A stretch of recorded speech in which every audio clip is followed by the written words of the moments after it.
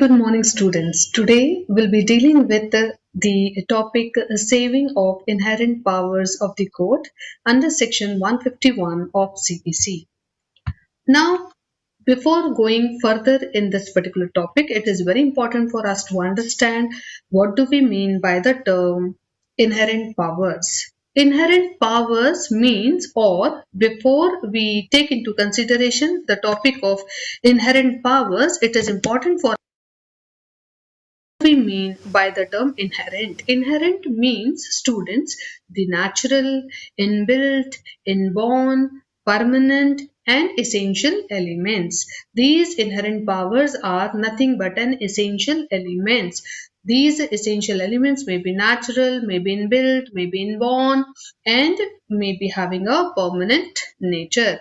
So the meaning of inherent powers means, inherent means natural, inbuilt, inborn, permanent and essential elements. Now, what do we mean by the term inherent powers then? Then those are those powers which are naturally vested in the civil code. Those powers which are naturally vested in the civil code. The court may exercise the inherent powers for achieving the ends of the justice and to prevent the abuse of the process of the court would be termed to be the inherent powers. Now, if we take into consideration the provision which has been provided under section 151 of the CPC, according to this section, the court is having an inherent powers to make necessary orders for achieving the ends of justice or to prevent the abuse of the process of the court. Such inherent powers cannot be limited or otherwise affected by any provision of the code.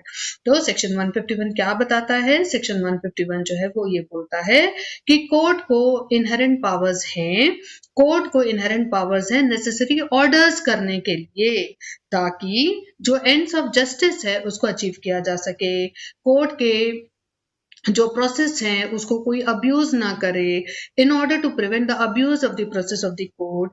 इस तरीके के inherent powers जो है ये limited नहीं होते हैं and otherwise ये किसी भी प्रोविजन से जो इस पर्टिकुलर कोड में प्रोवाइड किया गया है उस पर्टिकुलर प्रोविजन से एडवर्सली अफेक्ट भी नहीं होते हैं. नाउ नेचर क्या होता है इन पर्टिकुलर इनहेरेंट पावर्स का? तो ये जो सेक्शन है definitely does not confer any power on the court. ये सेक्शन बेसिकली कोर्ट को कोई पावर नहीं दे रहा है बट रिकॉग्नाइज कर रहा है कि कोर्ट में ऑलरेडी कुछ इनहेरेंट पावर्स वेस्टेड होते हैं.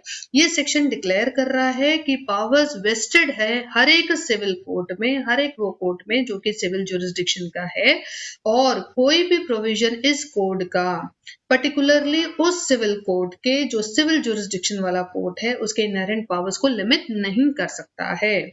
सेक्शन जो है ये प्रिजर्व कर रहा है पावर ऑफ द कोर्ट ताकि वो इस तरीके के ऑर्डर्स पास कर सके, वो ऑर्डर्स जो कि नेसेसरी है in order to meet the ends of justice and to prevent the abuse of the process of the court. So this is the nature of section 151.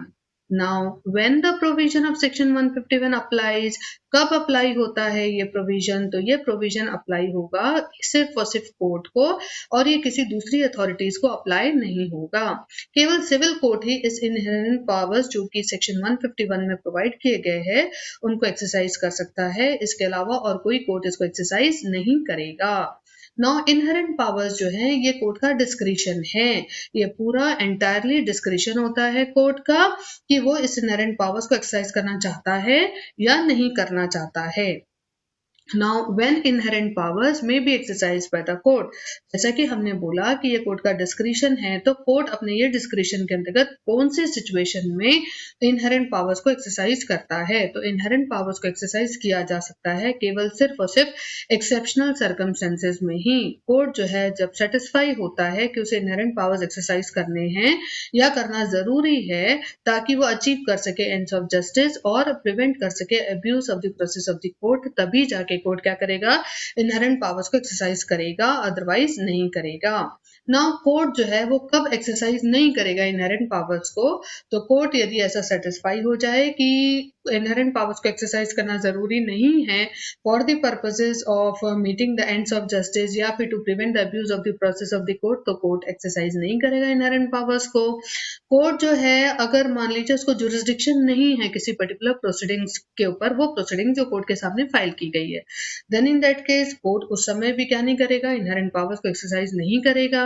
अगर मान लीजिए एक्सरसाइज करना है इनहेरेंट पावर्स को, और यदि कोर्ट को ऐसा लगता है कि कोर्ट ने यदि इन इनहेरेंट पावर्स को एक्सरसाइज किया, then in that case express provision of law के वो कॉन्ट्रावेन हो जाएगा, देन इन दैट केस भी कोर्ट क्या नहीं करेगा, इनहेरेंट पावर्स को एक्सरसाइज नहीं करेगा।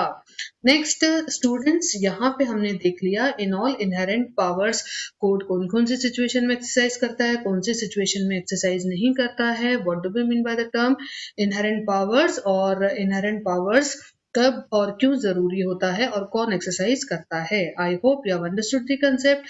Thank you very much for attending this session. Thank you.